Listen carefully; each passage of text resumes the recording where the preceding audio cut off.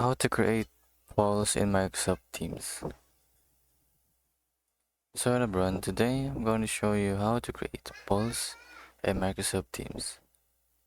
So just click chat and you will see a plus sign here icon. Just click it. After clicking it, select polls.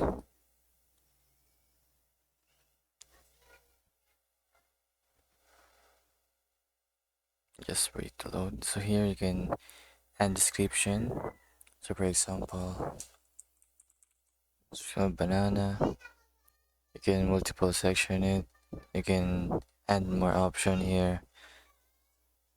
So just click preview. And now you can edit it if you want to change something. So just click preview again, send,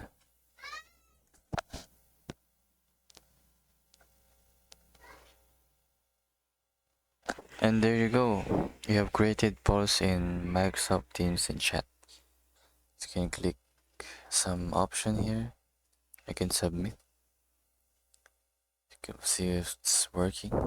So yeah, it's working fine. So that's pretty much it. Thank you.